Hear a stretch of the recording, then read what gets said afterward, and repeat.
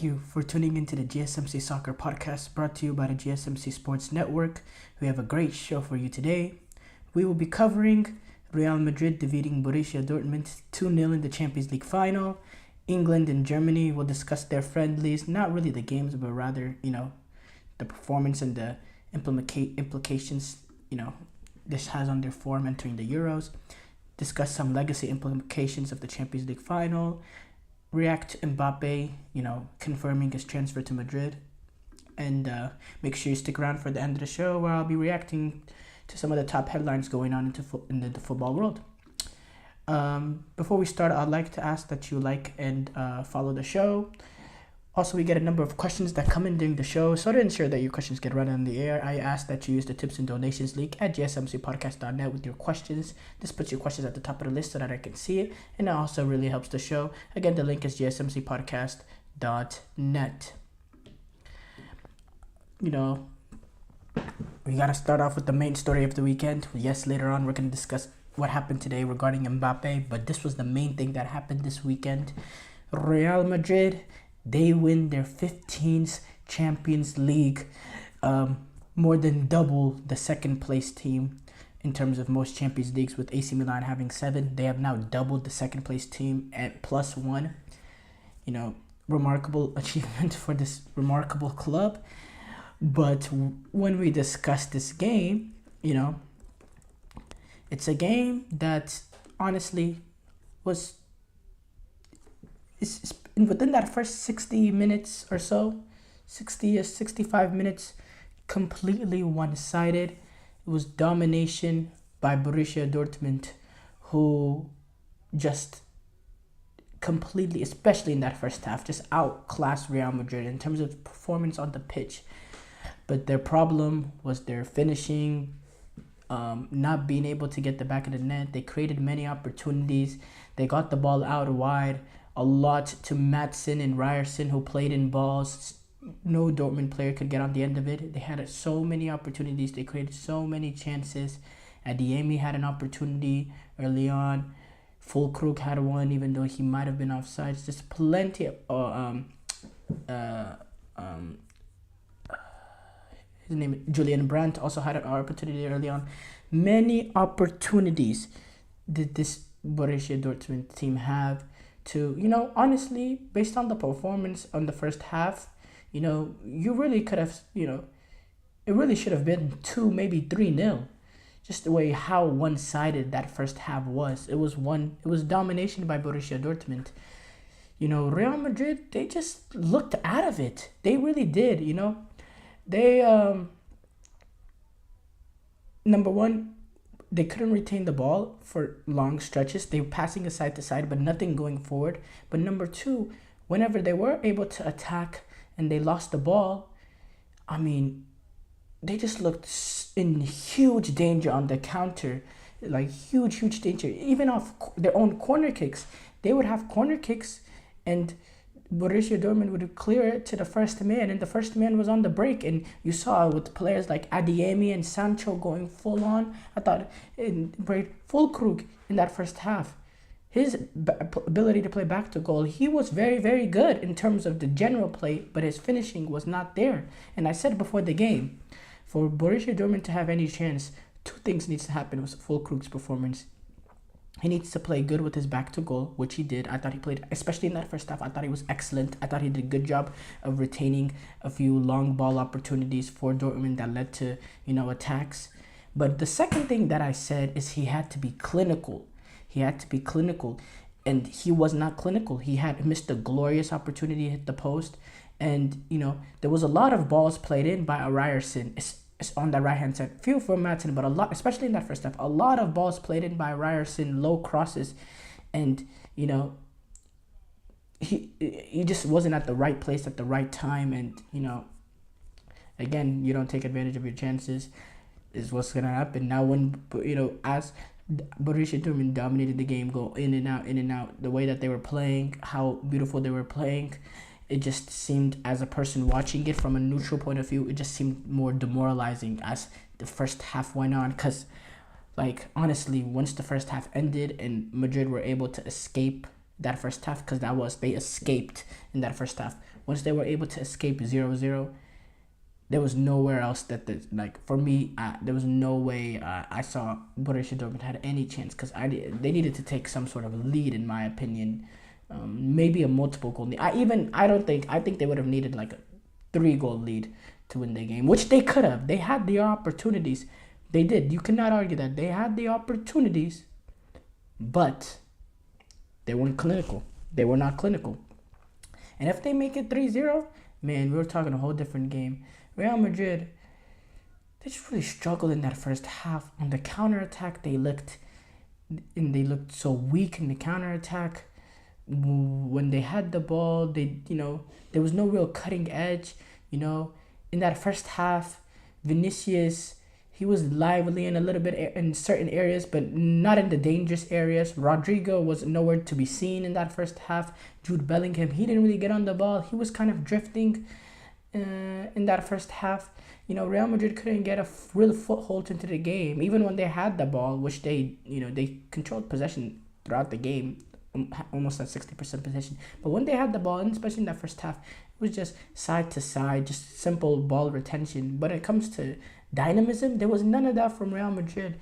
Then they come in the second half, and even in the second half to start off, it was a little bit more the same with Real Madrid in terms of really lacking that dynamism that we see with the guys like Vinicius and Rodrigo and their ability to play.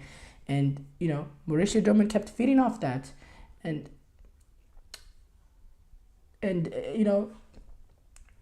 the problem was it just stayed 0-0, and once it stayed 0-0, Real Madrid, they just stayed in the game and they kept going at it. It's what they do. And it was not like they were really dominating the game once they got that first goal. It was a little cagey for that, from about the 55 to 65 to 70 minute mark. Real Madrid got a little bit more foothold to the game, drawing a few corners, and then they get the breakthrough. And the breakthrough it would be a very, very, very frustrating for me as a Borussia Dortmund manager or a fan. I'll be very, very frustrated, because you had the first corner kick opportunity by Real Madrid, exact same area at that side of the pitch, it would be the left hand side if you're watching it from the TV, or the screen at the top of the screen. Exact same corner.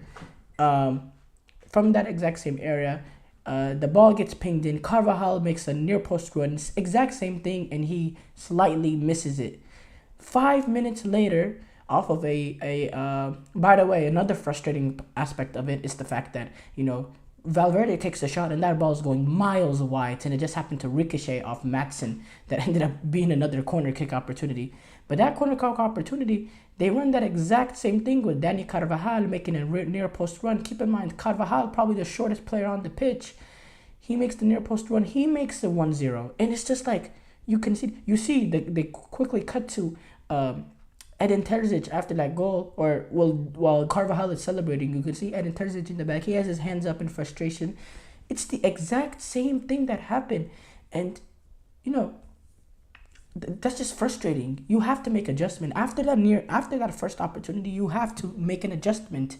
Whatever they were doing, and maybe it seemed like Real Madrid thought that was the weakness of the defense of Borussia Dortmund. If they wanted to run that play twice, if they wanted to make because it seemed like the ball was played near post, and it was for Dani Carvajal. It was like kind of set up for him. Not really set up for him, but it was his opportunity. And it seemed like Real Madrid did research before the game, and they found like a weakness in the zone or whatever. That's what it really seemed like, because they attacked that play twice in a row, and it turned out to work and turned into a goal. And once that goal came in, it was clear there was only going to be one winner. I think Borussia Dortmund in general, their heads kind of dropped, and and it just was, it seemed like Real Madrid was going to be able to get a second, third, and fourth. It was just all Real Madrid. Borussia Dortmund players were losing the ball in bad areas of the pitch. No terms of ball retention. No terms of you never felt a threat from Borussia Dortmund. No real attack going, and Borussia Dortmund were losing the ball in horrible areas. And and then Ian Maatsen ends up turning it over. The second goal, lands straight to Bellingham, who plays to Vinicius. 2-0. He scuffs the shot, but it still goes in. It's the Real Madrid way. You don't put them out, they take advantage. And for me, it's just what Real Madrid too. There have been so many moments, so many games over these past 3 Champions Leagues where when you thought in terms of the game in general, how the game went, they were dominated, or they were the worst team in terms of performance on the pitch, but they still ended up being the winners. You could go back all the way. Let's go back to 3 years ago when they won the Champions League. Every game in that knockout stage game that led to the entire knockout stage round, honestly, they were outperformed in my opinion. When you look at the first game against PSG, completely outclassed for 3 of the first 4 halves. In that last half, they end up getting They end up getting 2 goals. One was a goalkeeper mistake, and brought Real Madrid back in. So there you go. Chelsea. In that Chelsea game, that first leg, they played very, very well. I wouldn't say Chelsea dominated them, but Chelsea, it was kind of an even game. But Benzema was clinical, and Chelsea were able to get a goal back, and then another mistake by Mendy and Benzema again. And then in that second leg, in my opinion, Chelsea just completely outclassed Madrid in that second leg, completely dominated them, take a 2-0 lead, and then or take a 3-0 lead in that second leg, and then Kroos finds the Modric with the magic Trivela ball to Rodrigo, pushes it to extra time, and it just seemed like Chelsea ran out of gas there. They're able to find the breakthrough in the extra time. Real Madrid move on. Then if you go back to that semifinal 2 against Manchester City, completely dominated for 179 minutes of the 180 minutes. They were completely dominated for 179 minutes. The last minute in stoppage time, they end up getting 2 goals from Rodrigo to push it to extra time. And when you get that kind of momentum going, there was only one winner in that extra time. So all 3 games in that knockout stage, they were outperformed, but they still found a breakthrough. That's the Real Madrid nature. We could go even to the final of the Champions League then by Liverpool. They were outplayed. Courtois had to have a historic final performance, or else Liverpool probably would have had their hands on the Champions League. It was just like, and then we go to last year or this year when they get outplayed by Manchester City, 30-something shots to 2 or something ridiculous, but they still find the breakthrough. Or you go and now this game against Dortmund, it's just the Real Madrid way, and it's really a testament to Ancelotti. He's done a great job on not having a system set, just a set system, but having a system set for the players that he has. He's willing to adapt, and remarkable achievement for Real Madrid, who win their 15th Champions League. We're gonna take a short break here. When we come back, I'm gonna discuss looking forward to the Euros. I feel like I'm losing my mind. Is everybody in the world blind? Please, Lord, give me a sign, a sign. I feel like I'm losing my mind. Is everybody in the world blind? Please, Lord, give me a sign, a sign. I wanna be the greatest. Everybody on the fake shit. I look around and feel like everybody is the fakest. I make this every day and I'm impatient, hoping one day I blow up from the basement. Statement, the top is so vacant. I don't hear shit that I think is amazing. Waiting for my day when I'm playing sold out shows for 1,000 faces. Hey, give me that crown, get in my way and to be put down. It ain't your place, all this my town. If I want that shit, then I'll get it right now. I'm losing it, the noose it fits. I'm losing shit, a stupid myth. You choose to live or choose to dip. You choose to fight or lose your grip and lose a gift. I feel like I'm losing my mind. Is everybody in the world blind? Please, Lord, give me a sign, a sign. I feel like I'm losing my mind. Is everybody in the world blind?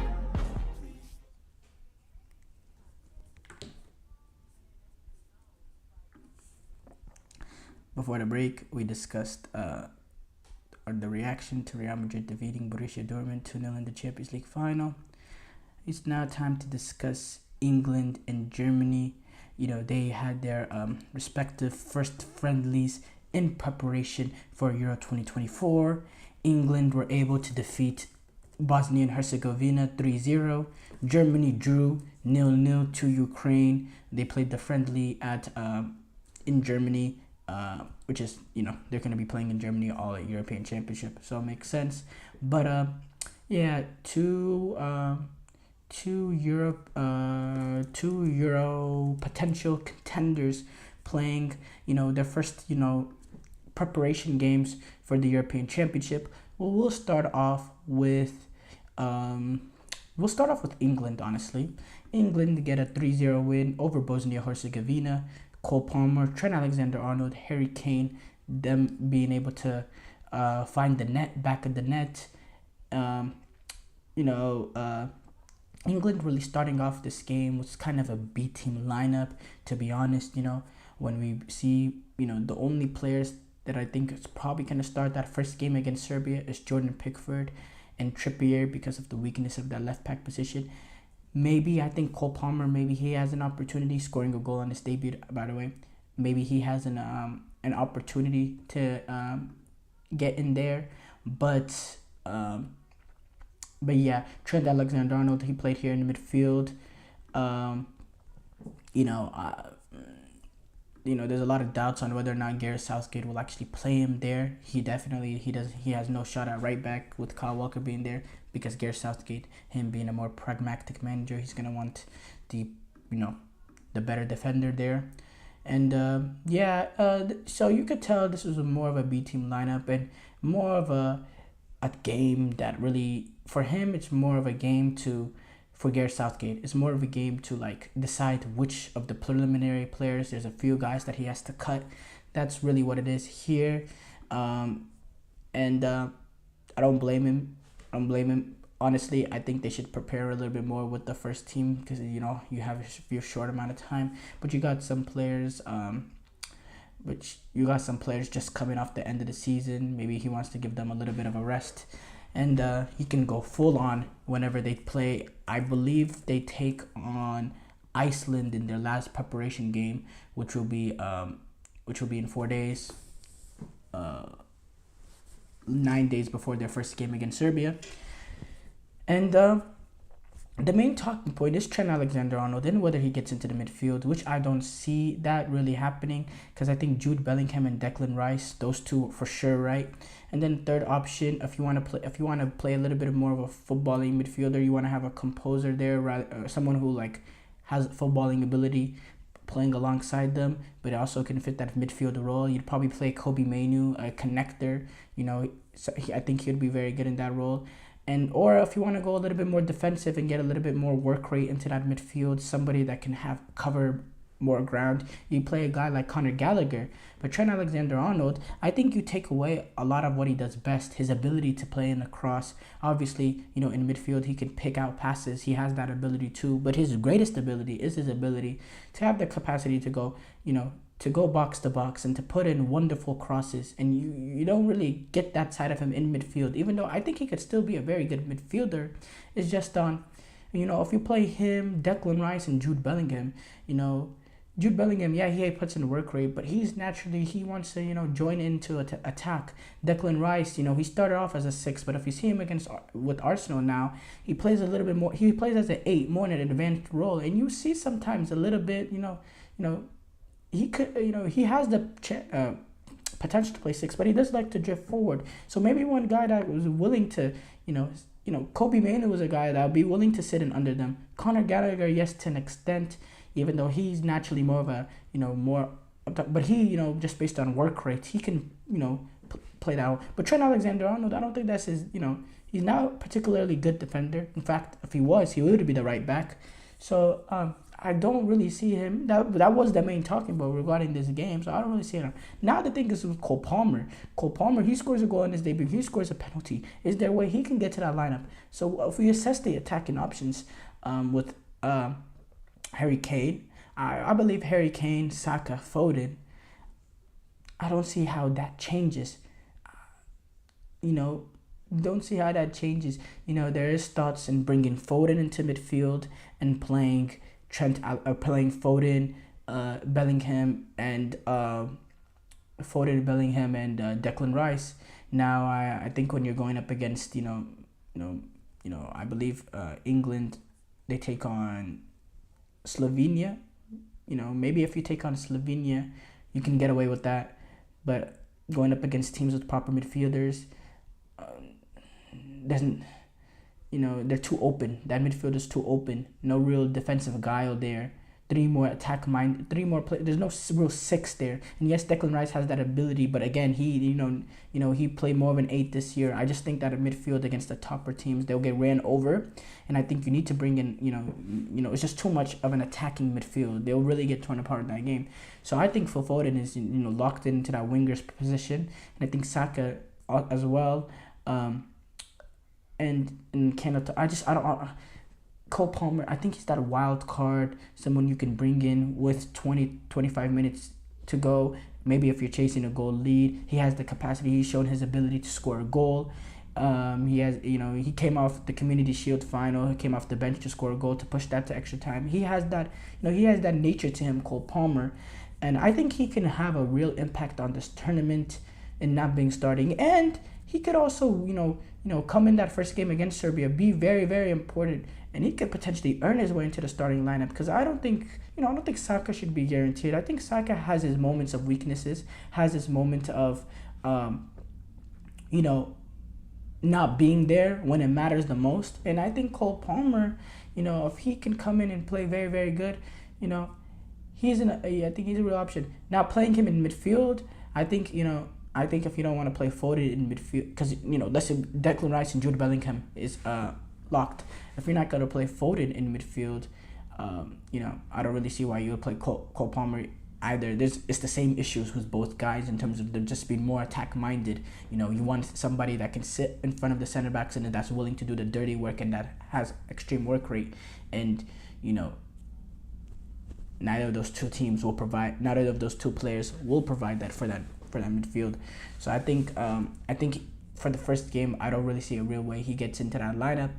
It is what it is. But England's center back issues, that's something that should be discussed. It looks like it's going to be John Stones and potentially Gahey in that first game. When you look at Harry Maguire, his injury situation, it's number one, it's a center back partnership that we haven't seen much play for England. We haven't seen it much. We don't know the chemistry between the two. And also, Gahey, today was a little shaky. He turned the ball over in a very bad area. It led to Bosnia's Herzegovina. They had one shot all game, and it was because of that, turning the ball over in that bad area. It's something to watch, I think, defensively. Now, you go back to the last Euros, Harry Maguire did actually miss game one. They went with a back three against Croatia. It was England versus Croatia in that. Well, no, they did not go with the back three. They switched to the back three later on that tournament. But they played Tyrone Mings and John Stones back there. And it worked for the game one. It got the job done. Tyrone Mings, I believe he actually performed pretty well. And they ended up winning that game 1-0 to start off their tournament really, really well. When it was at Wembley too. But Tyrone Mings was a player at that time. He had more experience than what Gahey is right now. At that time, Tyrone Mings, I believe, was 26 or so, 26, 27 in that area, coming off a very good season with Aston Villa. Now, Mark Gahey, he's had a very good season at Crystal Palace, but he's 23 years old, so the inexperience is there. It'll be his first game at a major tournament, so that is also something to watch for England as they continue to prepare for the European Championship. Obviously, the left back is also a huge issue for them as well. In regards to Germany, they drew 0-0, at home against Ukraine in a game that they, in terms of performance, play and all that, they dominated. If you look at the stats, it was one team that showed up against Ukraine. It was one team that showed up with 27 shots to 6, 5 shots on 3. And also the Florian Wirtz, Jamal Musiala combination, two excellent, talented players, and they showed a lot. He seemed like a little bit deer in headlights. He was really disappointing. Toni Kroos, once he comes in, he's gonna, him, Gundogan, Florian Wirtz, they're really gonna control that midfield. Kai Havertz, couldn't really get his foot into the game, but I think the one thing to analyze regarding this is, Germany had a good form in that last international window. That was important. It was imperative they carried that good form through these preparation games to enter the Euros on the front foot. And I think this 0-0 draw kind of hinders that, because this was a game again that they dominated, but they didn't have that real cutting edge. They couldn't find that breakthrough moment. And Germany has had those same issues for a very long time now, the last 3 international tournaments.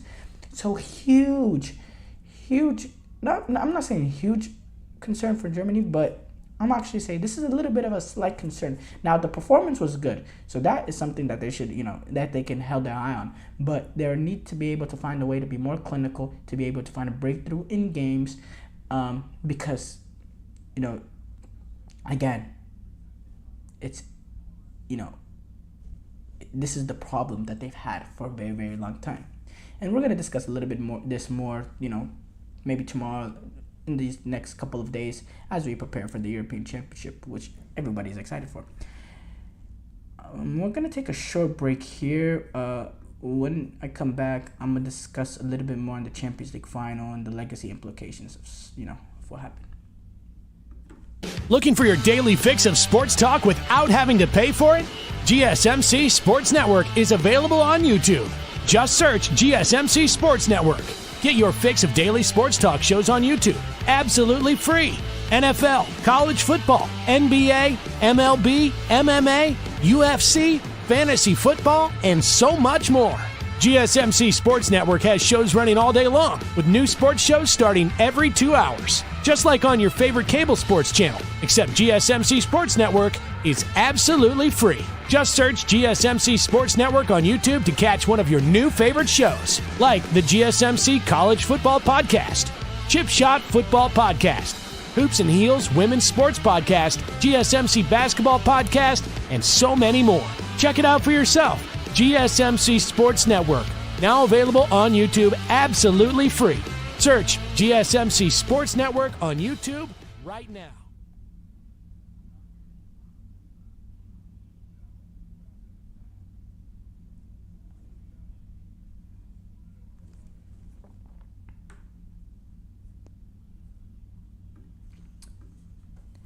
What are some legacy implications of this Champions League final? Man, there's some huge ones in my opinion. This performance, this result is gonna affect the potential winner of the Ballon d'Or this season. I can guarantee that. Especially, obviously, the summer international tournaments, the European Championship, Copa America, also can have huge implications. I'm not denying that.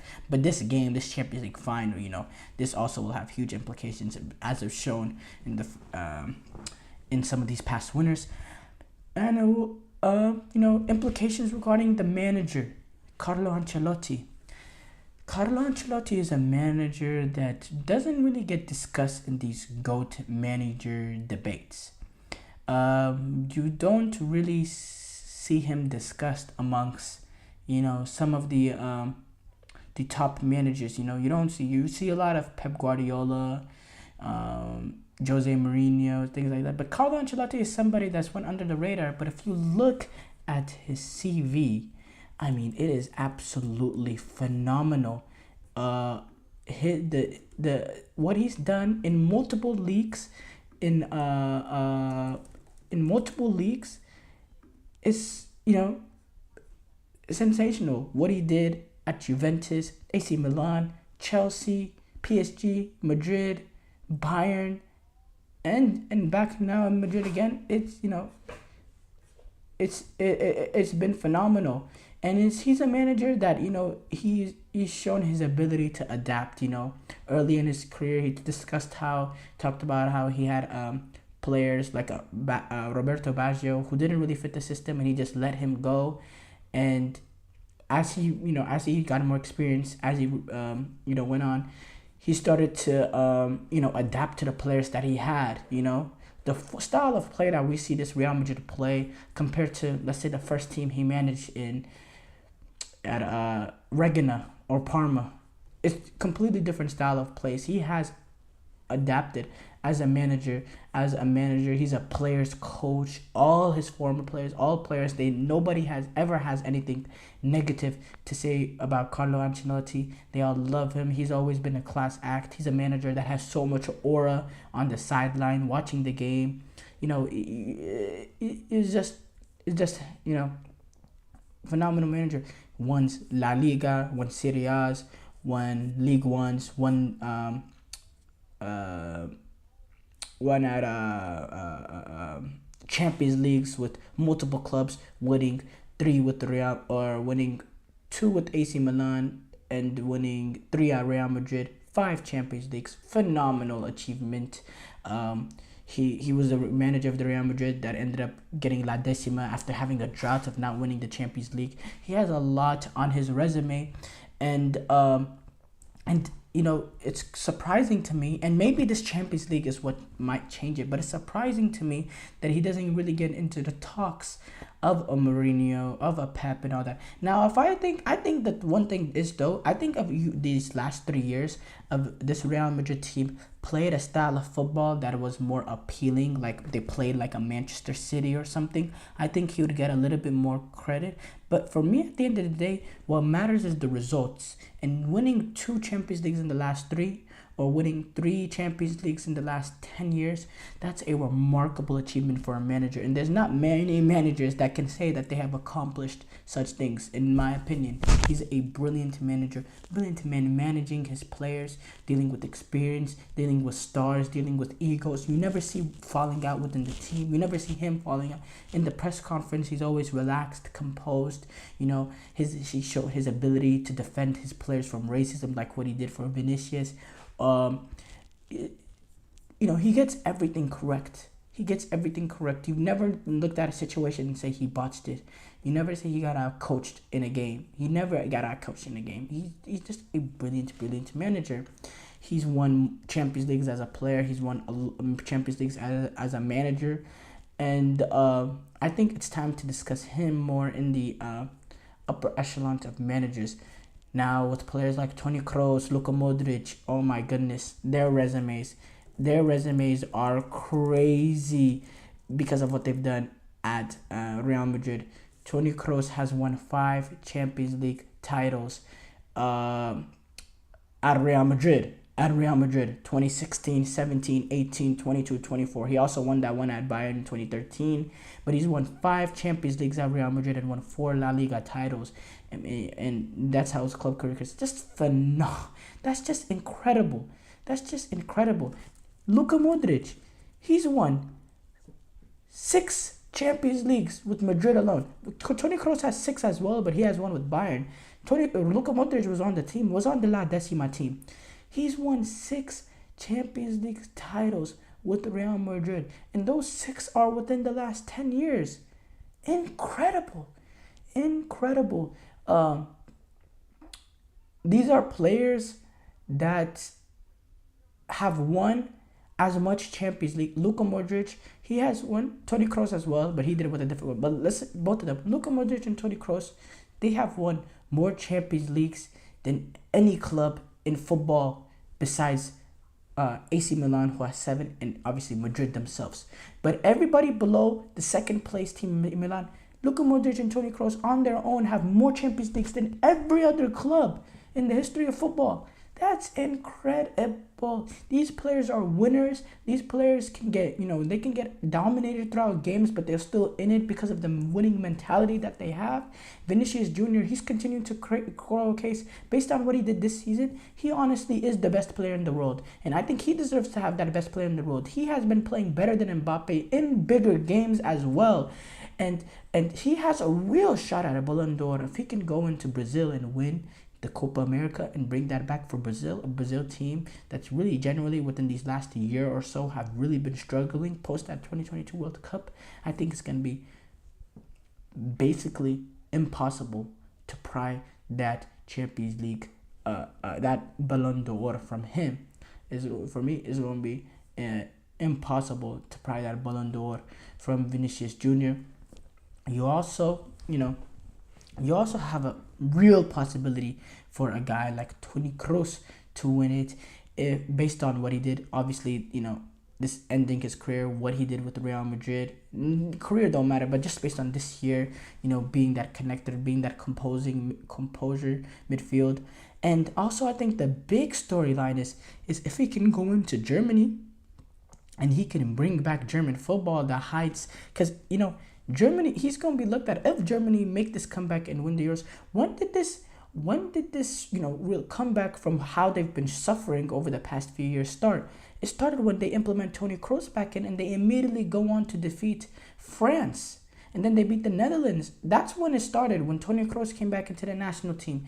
His ability to, calm that midfield, make it a more balanced, playing alongside Gundogan. What if he goes and wins the European Championships with Germany? On top of that, he's going to be looked at as the person that brought it home, because he's the one, when he came in, he's the one that, it's with him that this, it changed the set of direction for this German national team change. I think he has a real possibility. Now, I think a slight possibility is also Jude Bellingham, based on the amount of goals he had for Real Madrid this season. Didn't have the best of finals, but just based on general this season, the ridiculous amount of goals, playing in a midfield role, and with the likes of and now if he brings back the European Championship for England.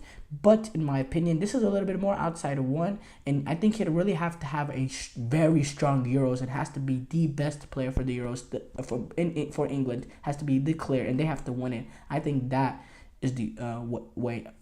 But Jude Bellingham wins it, but he definitely has an outside shot too as well. So there's a lot of implications from this Champions League. Short break here coming up. When we come back, I'm going to discuss Mbappé completing his transfer to Real Madrid.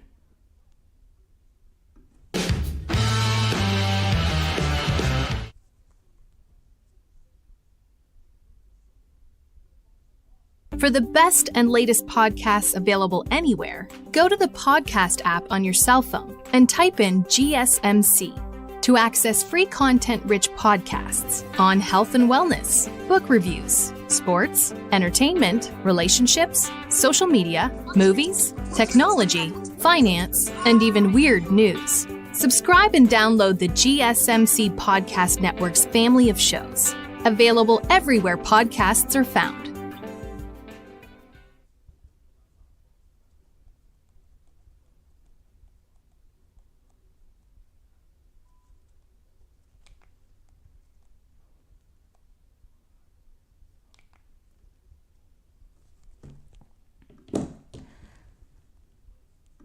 Before the break, I discussed some of the legacy implications of this Champions League final.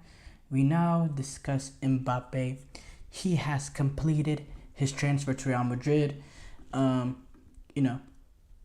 real news there. This shouldn't be real big news. This is obvious news. But it's really remarkable that a Champions League team wins their 15th Champions League, more than double the second place team with 7, and they with this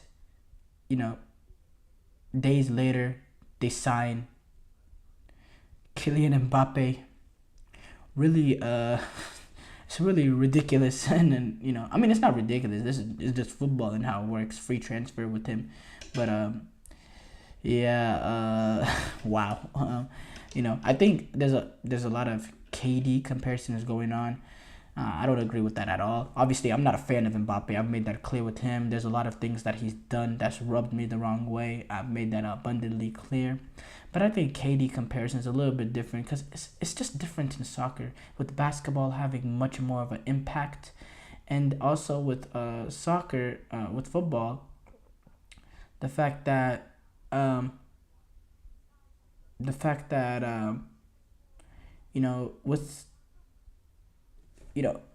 individuals don't have as much impact in soccer. Individuals don't have much impact.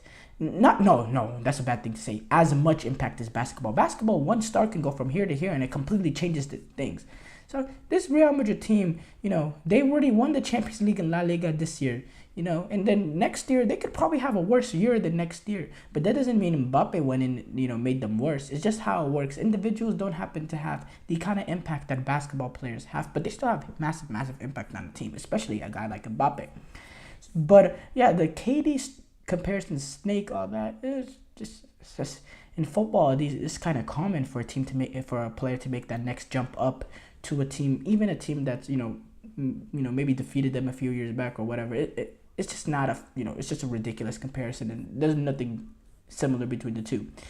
Now, regarding him going to Real Madrid, he adds to a long list of Galacticos Real Madrid has signed, but it's been a while that they made one of this impact. I think this is their biggest signing Real Madrid has made since they signed Cristiano Ronaldo from Manchester United. Point blank, point and simple. Probably the biggest signing probably La Liga has had since Ronaldo signed with Portugal. Because if you remember, Neymar, he was coming in as a youth player, like a 19, 20-year-old. Obviously, he went straight into the Barcelona first team. Not a youth player, but he came in as someone young, someone that has a lot of potential coming from Brazil league.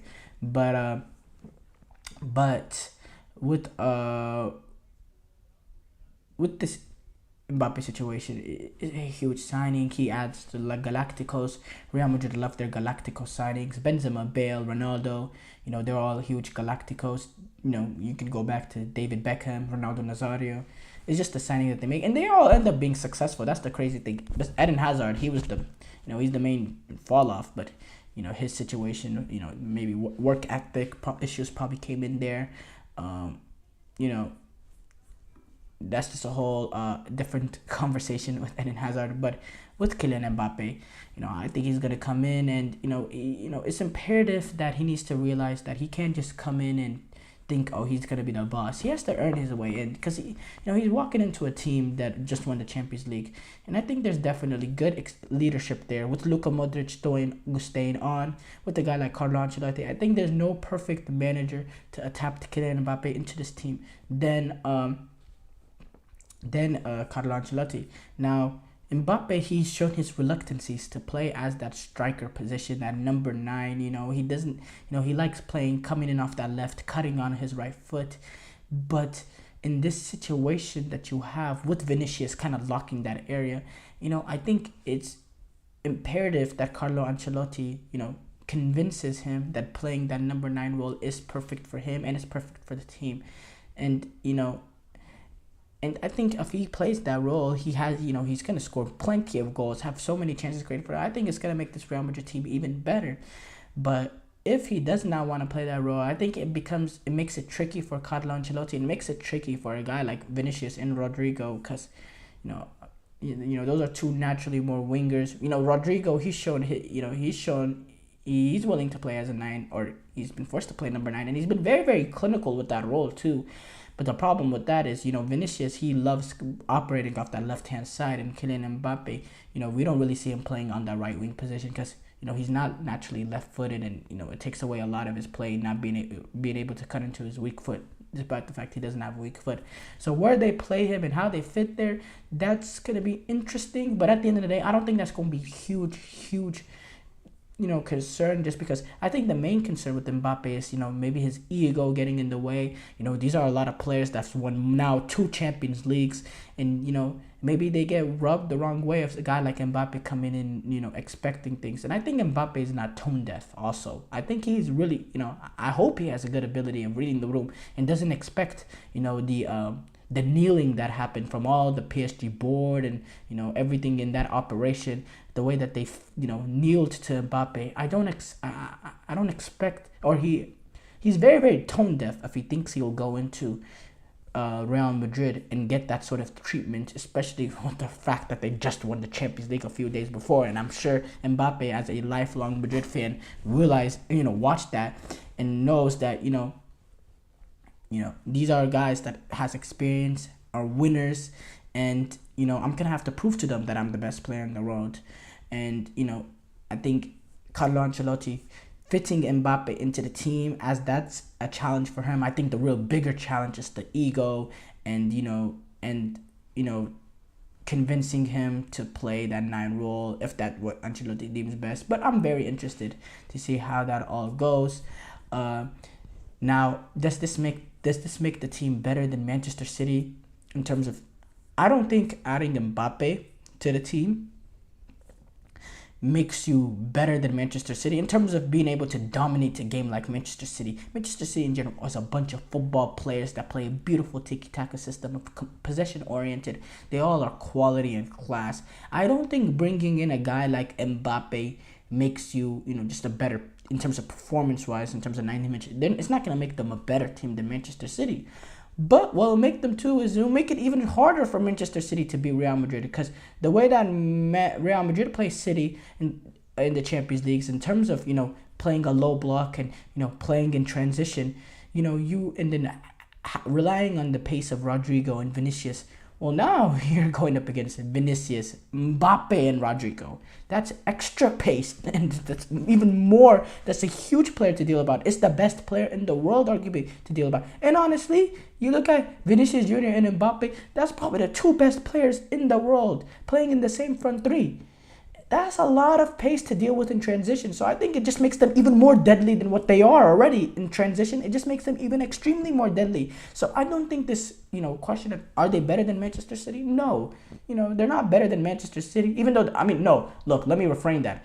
They are a better team than Manchester City because they won multiple Champions League in the last 3 years. But they're not going to be able to dominate Manchester City the way Manchester City has shown their ability to dominate in terms of 90 minutes, being able to control possession, creating more chances, being the more front foot team. They're not going to be able to do that because you bring in a guy like Mbappe. Mbappe is not a guy that's going to drop into midfield and really be a conductor or any of that sort. A guy like Harry Kane or anything, a guy that will, ball retain and all that. Even though he has his ability to do that, I'm not calling him just like a pure, striker or anything. But that's not really his game. He's not this guy like that's kind of coming like Kevin De Bruyne and controlling midfield. So for me, I don't think they're going to be able to dominate performances the way that, but that's not their nature too. They've been very, very successful with the way how they do it right now. Extremely successful. So I don't see why, why they should change it. I don't see why they should change it. As far as this to go to Mbappe, it was just so obvious. It happened. He grew up lifelong Madrista. He loved Madrid since the beginning. He said himself, commented, "A dream come true. So happy and proud to join the club of my dream." It is it's really what is expected. We're going to take a short break here. When we come back, we're going to react to some of the top headlines going on in the football world.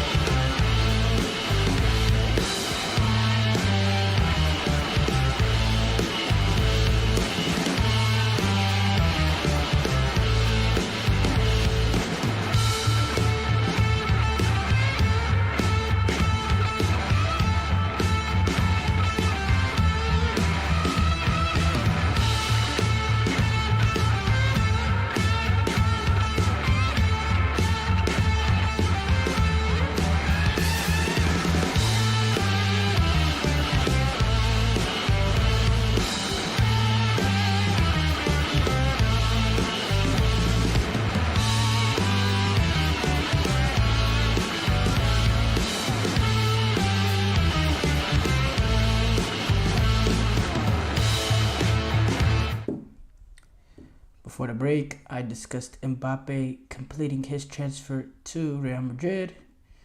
We now react to some of the top headlines going on in the football world. A lot of headlines going on to the football world.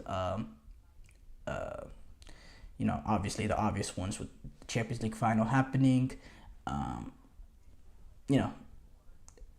It's a lot. Mbappe leaving to Madrid.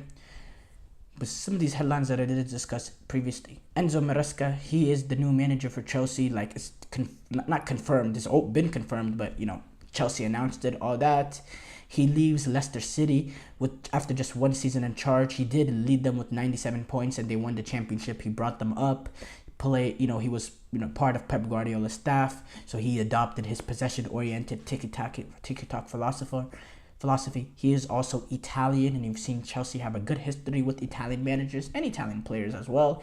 So there is that added initiative, and he fits what this Chelsea new ownership group is trying to do in terms of playing more attacking football, more football pleasing to watch in terms of 90 minutes, more enjoyable. So he comes in and he provides that.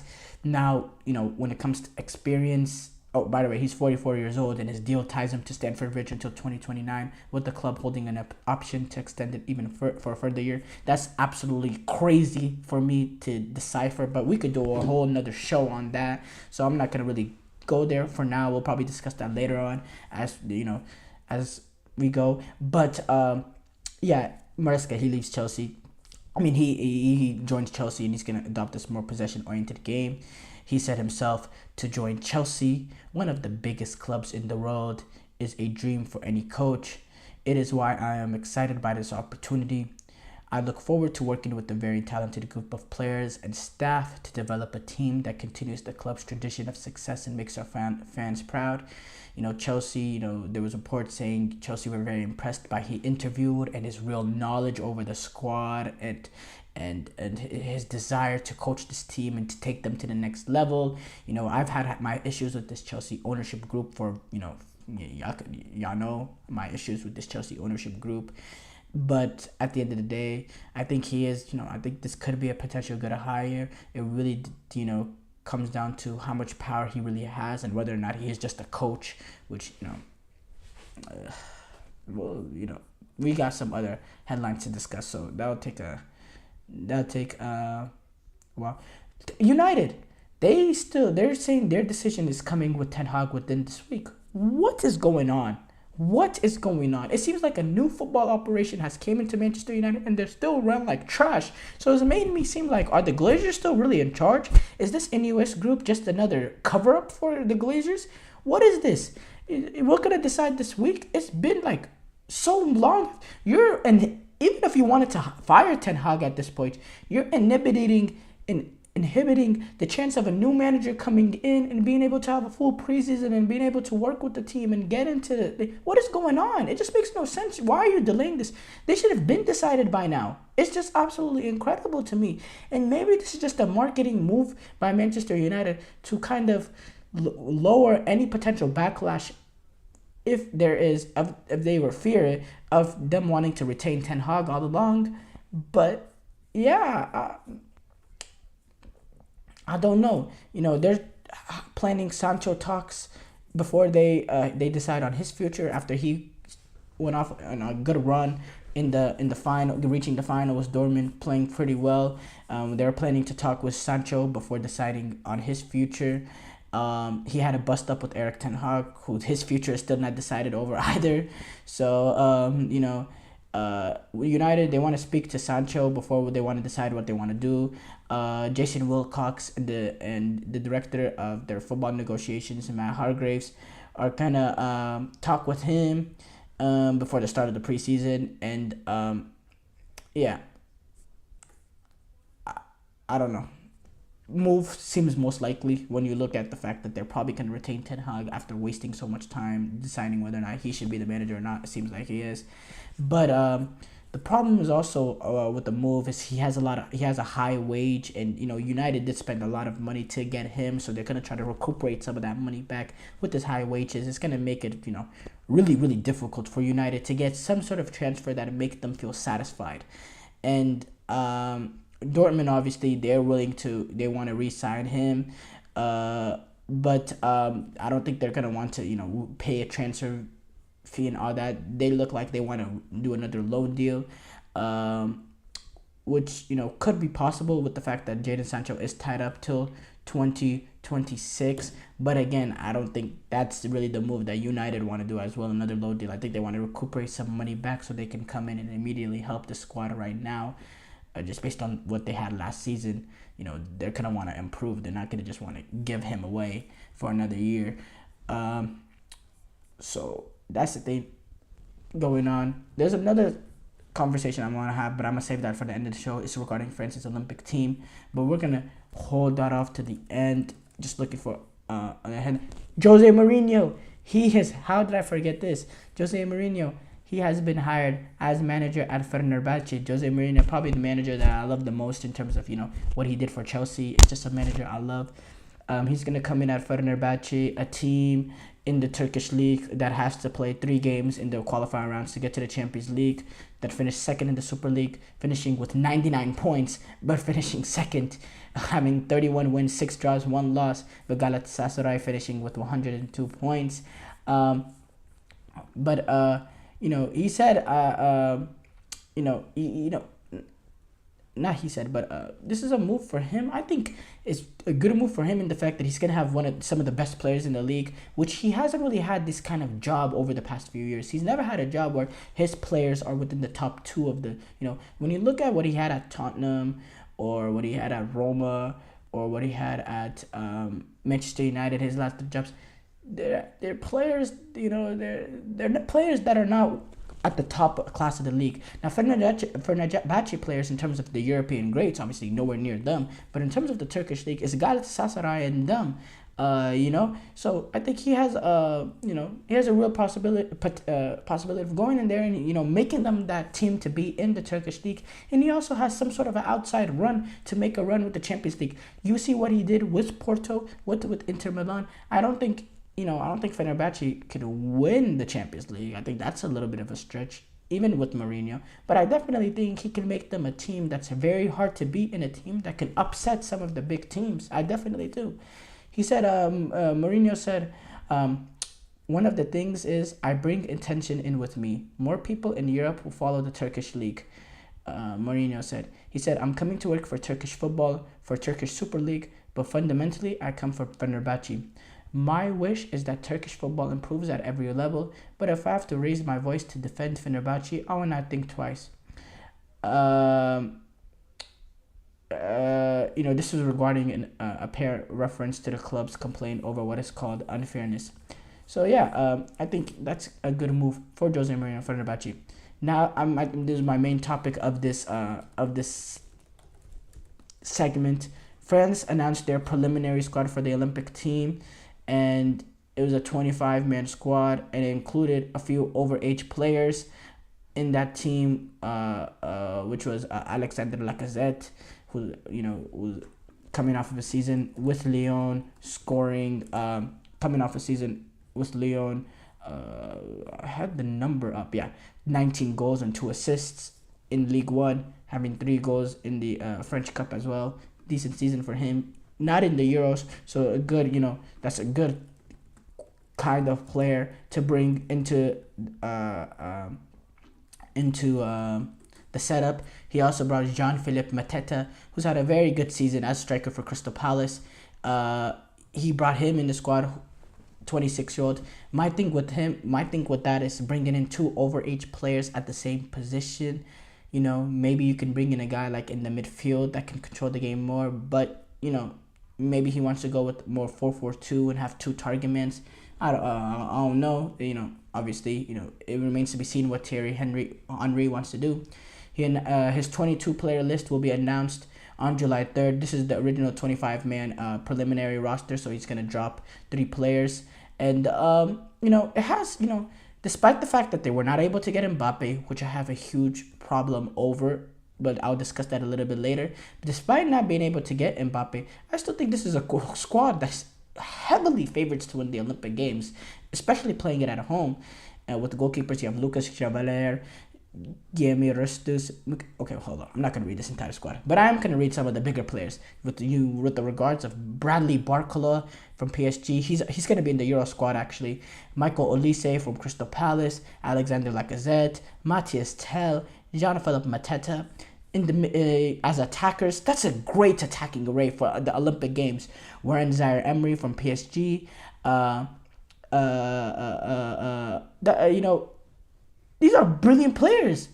They're very, very good players. And it's a struggle for these, especially European nations, to get good players at the Olympic Games because it's hard to convince the clubs otherwise.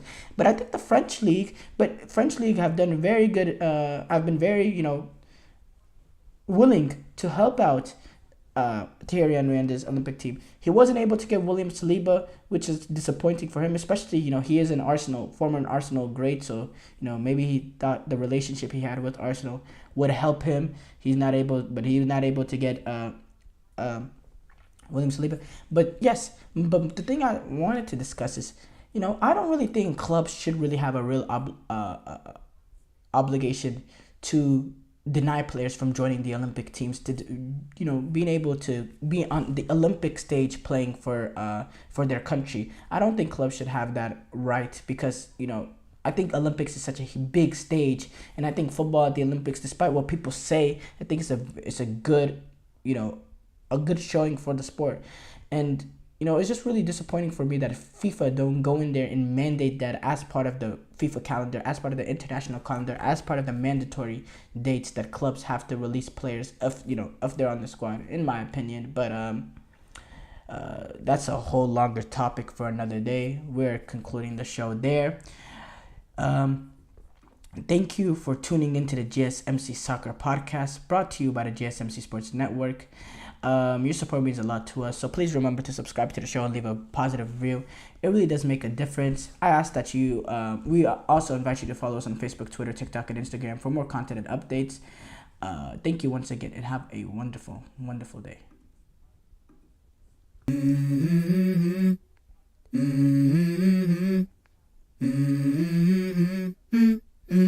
Let's go.